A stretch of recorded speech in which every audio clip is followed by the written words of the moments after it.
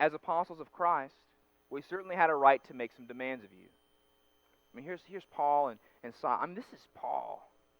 Road of Damascus, knocked off his donkey by Jesus Christ himself. This is Paul. He took a trip to heaven and back. This is Paul. He rose a man from a dead when he fell out of the window because he preached too long. Right? This is Paul. Paul says, I didn't make any demands of you when I came. But instead, we were like children among you. Or we were like a mother feeding and caring for her own children. We loved you so much that we shared with you not only God's good news, not only the gospel, but also our own lives. Look down at verse 11.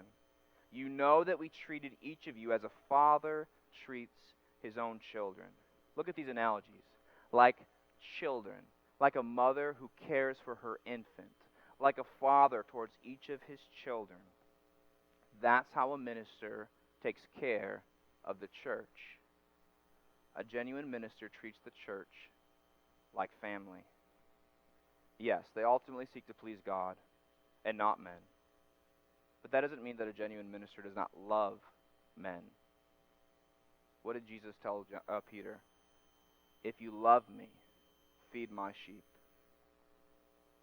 This morning, listen to me. I'm not an expert chaplain up here giving messages to a nameless crowd. I am a fellow child calling you. Explore the wonders of God. God's grace is real. God's love is real. When I perform funerals, I'm not a funeral director who's performing formal duties on the behalf of the bereaved. I'm a brother who is grieving the loss of a sibling. I'm not a counselor who gives advice on the behalf of my clientele. I'm like a mother who is wounded by strife in the family. I'm not a judge of morality, issuing a verdict with cool detachment from the situation. I'm a hurting father who is passionately pleading with you not to let sin ruin your life. You know, recently the board and I had to work on my pastoral contract since the contract is running out. And I get it, we have to have this process of employment. It's wise, it's necessary, it's smart. We have to be fair when money's involved. But I'll be honest, I hate it. I absolutely hate it. It makes me feel like an outsider rather than part of the church family.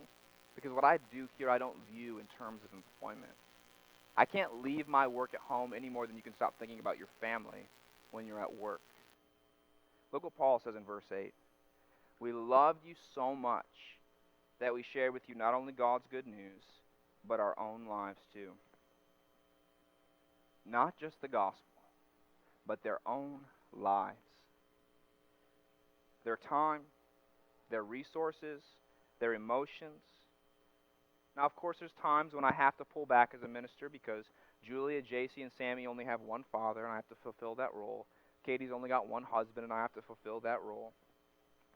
But it's hard for me to even classify when am I just working and when am I just enjoying time with God's people, with my brothers and sisters in Christ. A minister who does not love his church in this way is no minister at all. I'll tell you right now, church people, they don't always know doctrine. They don't always know what the correct theology is, the correct interpretation of the Bible. But they do know when someone loves them, when someone cares about them. And I pray you know that's true of how I feel about you all.